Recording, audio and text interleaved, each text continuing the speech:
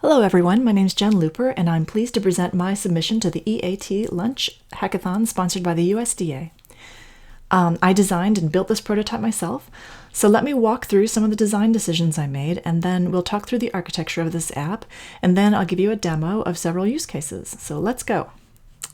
So I call this design Peas and Carrots as its color scheme evokes healthy vegetables and it channels this fresh, new, inviting look for a form that can be a little bit long and demoralizing to fill out.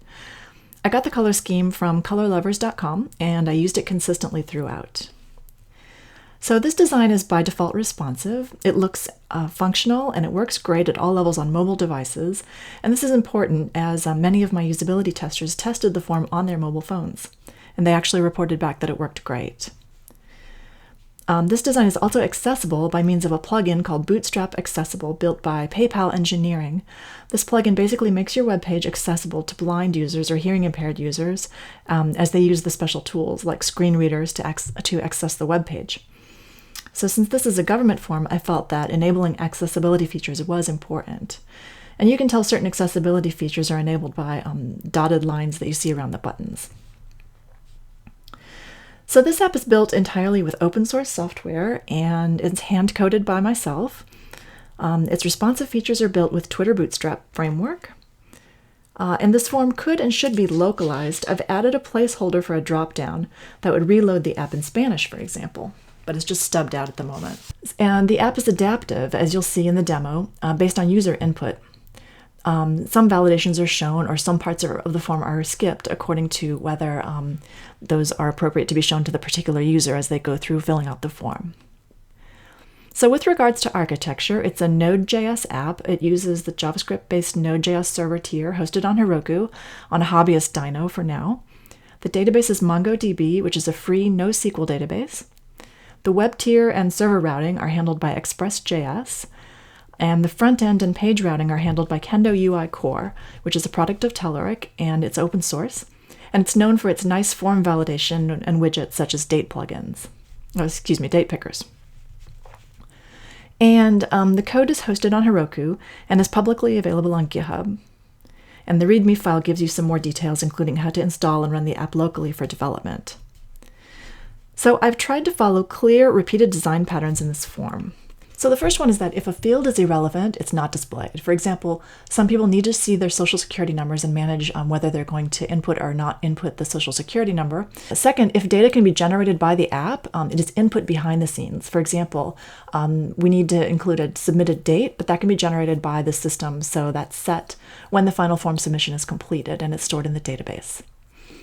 The user is always told where he or she is in the app by this top progress bar. Buttons are disabled until validation passes, and a couple of my testers said that they liked that.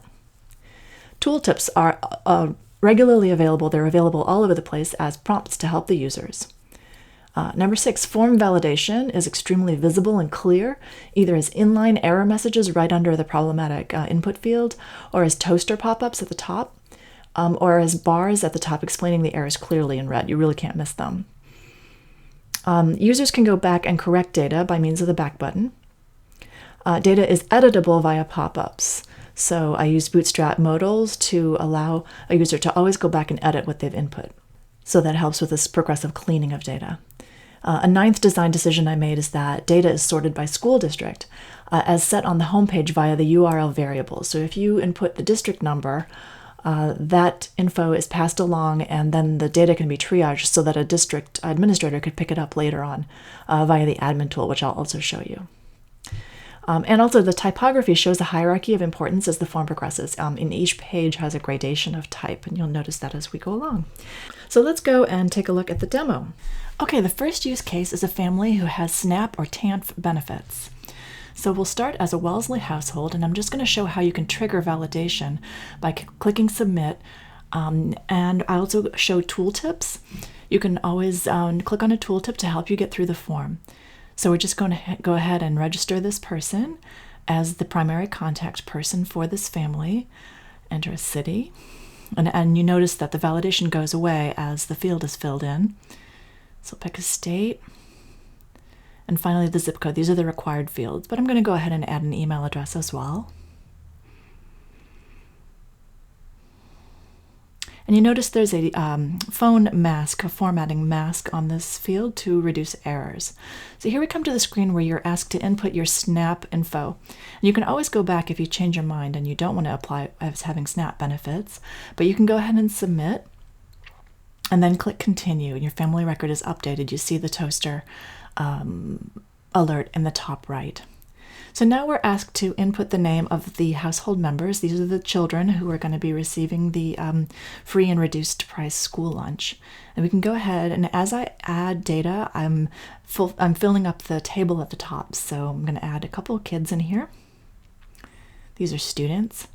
And I can always go ahead and click on the pencil to manage this child's record as I go.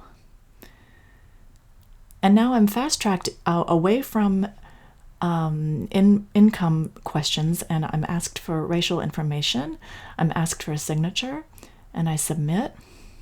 I'm sent to a confirmation screen, and I just have the minimal info here with the 2 kids, and I'm going to go ahead. I can always edit if I need to, especially the family info. If I click edit and the child members, I'm sent back into the app so that I have to find my way back through. Okay, the second use case is that the family does not have SNAP benefits, but some of the children have special status like a foster, a migrant, or a runaway child. I'm going to go ahead and fill in this primary contact information form, and I'll go ahead and add the info that I need.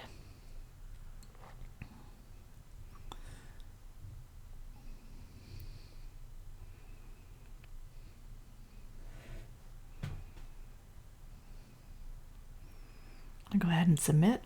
I'm going to say that I do not receive SNAP benefits, and I'm sent again to this screen with the household members. I'm going to add a couple kids.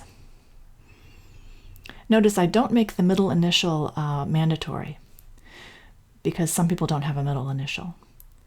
This is a tooltip that tells me what exactly these statuses are, what is considered to be a child and what is considered to be a special status. So I'm going to go ahead and add this kid as a foster child. And I'll go and add a sister. This child is not going to have status.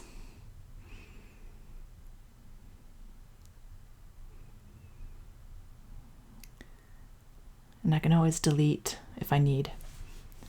But I'm going to go ahead and add her back in. Okay, I'm ready to continue. And now, because some of these kids have status, I'm sent to the income questionnaire. So I need to put in myself and all household members who are earning some kind of income. And there's some interesting validation on this form. These 2 fields are dependent. So I need to have, if I put in an earning or a public assistant amount of money, I need to have the frequency. So let me see if I can go ahead and edit that. No problem. And now I tried to get past this form without putting my social security number in there, but it won't let me do it, and this is restricted to 4 fields. This is the race questionnaire, and I'm going to put my signature in here. And this is something you could just sign on a mobile device with your finger or with a stylus or with your mouse. And here is a little bit different information shown in the confirmation screen. I need to confirm my household numbers, have my social security in there, and then I can always go back and edit. If I go back, I'll be sent back into the app, and I need to get my way through again because different things are shown to different people. I'm going to go ahead and say that this is correct. Now for the third use case, all the children have special status, but I'm not receiving SNAP. So this is another fast track scenario. I'm going to go ahead and fill in this initial contact information. This is always the first screen.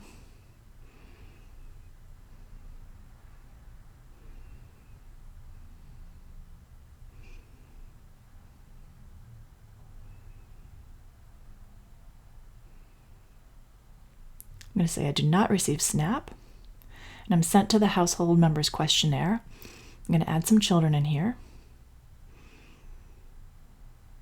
This child is a student and a foster child. I'm going to put in another child here. I'm going to say this child is homeless.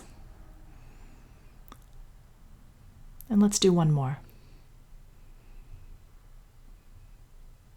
I'm going to say this child is a migrant and a runaway. I'm going to go ahead and add that child So we have a bunch of kids here and they all have special status. So I'm fast-tracked straight to the racial and ethnic identity questionnaire, which is not mandatory. I can always go ahead and skip that. Well, that's attractive. I'm going to go ahead and submit. And then this has been a fast-tracked situation, so I just have my information, the household children members, and then I can go ahead and say that's correct, and I submit. And then the final use case is that we don't have SNAP, but no children have special status. So we'll sign in as a Wellesley family, go ahead and fill in the famous contact information form.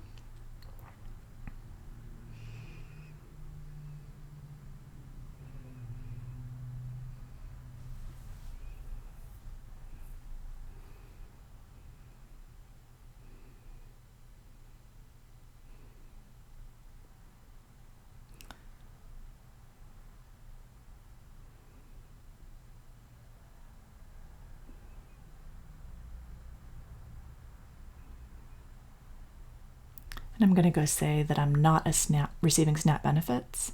So here's my household questionnaire. I'm going to add a couple children. And this child is simply a student. I'm going to go add another one. Another student. And a third student. So none of these kids have status. But I can always change that, and then I'll be asked for other parts of the form to be shown. I'm going to go ahead and just show you how to delete and add. Okay, go ahead and continue. Now I'm sent to the income questionnaire again, so I need to add all the household members who are earning any kind of cash, including myself.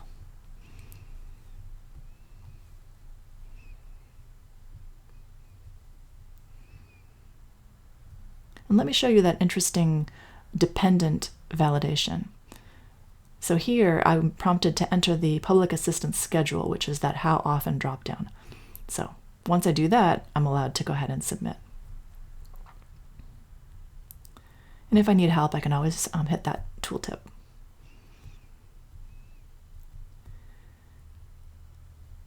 Let me add a child income here. It has the same dependent validation. And I'm going to say I do not have any Social Security number available. Sent to the racial and ethnic identity questionnaire, which is always non-mandatory. I can always just continue to skip over that. And I'm sent to this screen where I go ahead and sign. I have to say my testers thought this was pretty fun just to play with. And submit. And here we have this kind of more verbose information. I have my Social Security, and I have the number of household members, which is 5 actually. And there we go. And the last thing I want to show you is the admin tool. This is locked down by a alert, and you need to put in some kind of email address. This is on the route admin, and then you put in your district ID so that we know what district you want to download.